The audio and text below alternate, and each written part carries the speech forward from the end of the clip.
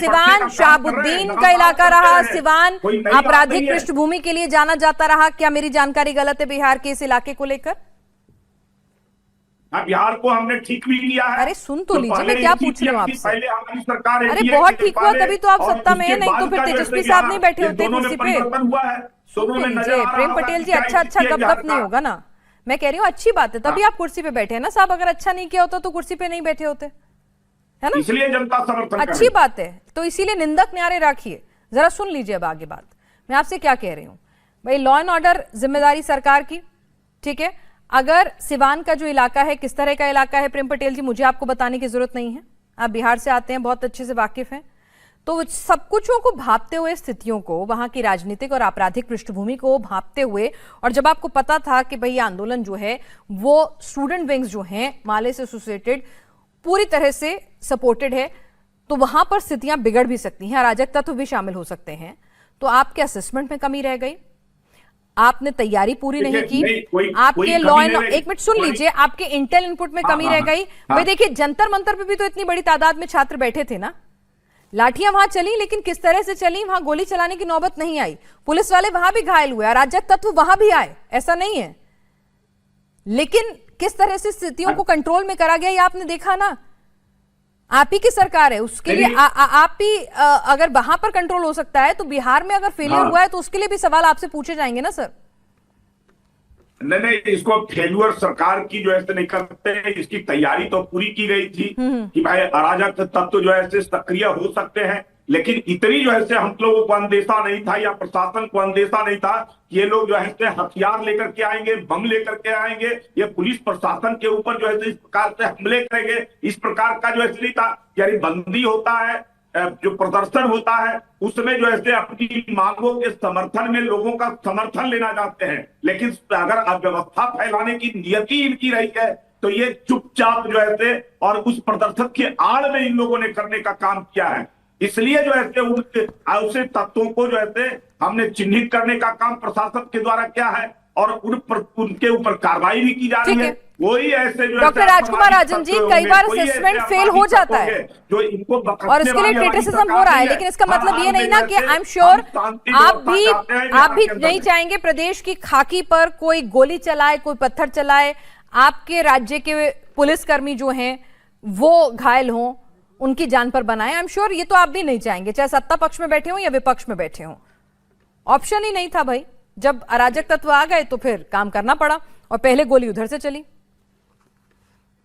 पिलाज जी देखिए, दरअसल इसके पीछे के इतिहास में जानना होगा कि जो बीजेपी सरकार अभी सत्ता में है, पिछले 20 वर्षों से वो सत्ता में है। 2005 से लगातार बीजेपी और जेडीयू की सरकार है, तो सत्ता शासन संभालने की प्रक्रिया जो है इनके हाथों में है, कोई नई चीज तो नहीं हुआ। अगर अपराधी घुस आए हैं, अपराध कर रहे हैं, और अभी भी देश में दूसरा सबसे बड़ा राज्य बिहार है जहां सबसे ज्यादा अपराधी हैं, और ये इस अपराध को कम नहीं कर रहे हैं, लॉ एंड ऑर्डर इनके हाथ में है, इसकी यह भूमिका किसकी होनी चाहिए? क्या विपक्ष की भूमिका होनी चाहिए? कानून व्यवस्था क्या विपक्ष के अंदर है? जो आरोप सत्ता पक्ष पर लग रहा है तो सत्ता पक्ष का जवाबदेही है कि शासन प्रशासन कैसे चलाया जाना चाहिए, अपराध कैसे रोकने चाहिए। अगर यह छात्र के आंदोलन को उपद्रवी कर रहे हैं, उसको यह एक उस श्रेणी में ला रहे हैं जिस श्रेणी में अराजक तत्व फैलता है, यह जिम्मेदारी सरकार की होनी चाहिए कि ऐसी स्थिति उत्पन्न क्यों हुई, इसका जिम्मेदार कौन है? ठीक है डॉक्टर राजकुमार राजन जी, कम से कम मुझे एक चीज तो बता दीजिए, तस्वीरें आपने भी देखी होंगी, मैं भी देख रही हूं, ठीक है। देश के युवा को, देश के छात्र को हम भली भांति पहचानते हैं।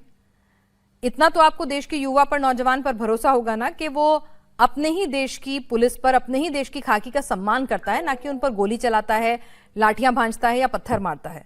तो ये जो तस्वीरों में दिख रहे हैं, ये आपको छात्र लग रहे हैं?